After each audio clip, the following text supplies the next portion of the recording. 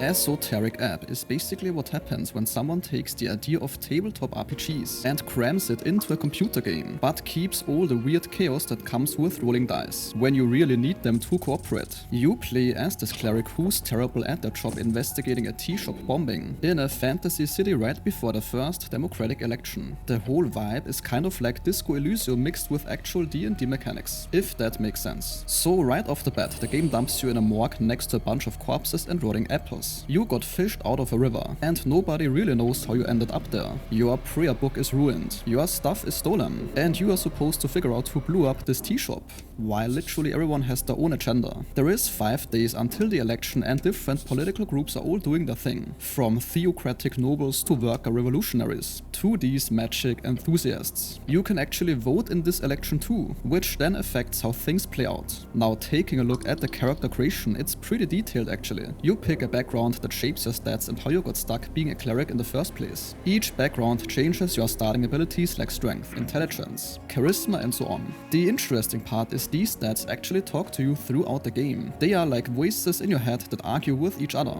and give conflicting and contradicting advice during conversations. For example, your intelligence might want you to be logical, while your charisma is telling you to lie, and you're stuck dealing with both of them nagging at you. Now, the whole game runs on dice rolls like tabletop games. When you try to do something, you roll a d20 with your stat modifiers and have to hit certain numbers. For example, you can try intimidating a kobold by spitting blood at them after biting their tongue on a failed roll, which somehow works. That kind of weird improvisation seems built into how the game handles things. Combat is turn-based when it happens, but the game mentions clerics are supposed to avoid violence when possible. You've got spells you can use both in and out of combat. Before you can cast anything though, you need to prepare your spells at shrines, which is straight from D&D rules. You find spell scrolls around the world to learn new ones. As an example, I charmed a kobold to steal his crossbow, use Mage Hand to grab items from a distance, and had healing spells ready. The magic system seems pretty versatile for solving problems in different ways. Now, the game world itself is this post-fantasy setting called Morgue,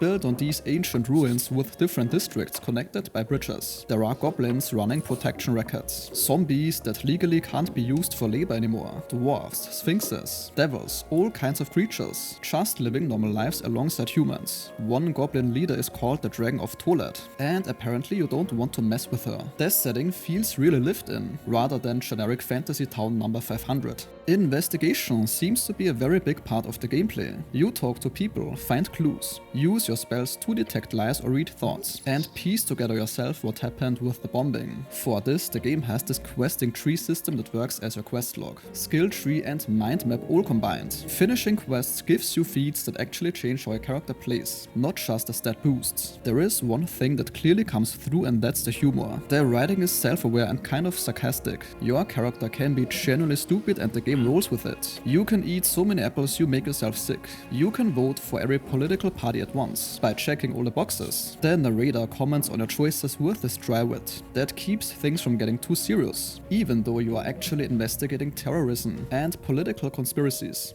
The dialogue system has tons of branching options, so conversations can go in completely different directions based on what you say and what you roll. Your background also changes how you can approach situations, since it affects what your character would know. The game gives you real freedom in how you solve things. You can side with different factions, betray people, try to play everyone against each other, or just bumble through everything making the worst possible choices. The art style is the cel-shaded look that works well for the tone, so there's really not much to criticize here for me. The core idea of mixing Disco Elysium's approach to RPGs with the actual tabletop mechanics and spellcasting seems pretty solid. So yes, if you like games where failing can be as fun as succeeding, and you're okay with reading a lot of dialogue, then this is definitely worth keeping an eye on. And this sentence concludes today's video. If your time was respected, a like or comment is very much appreciated.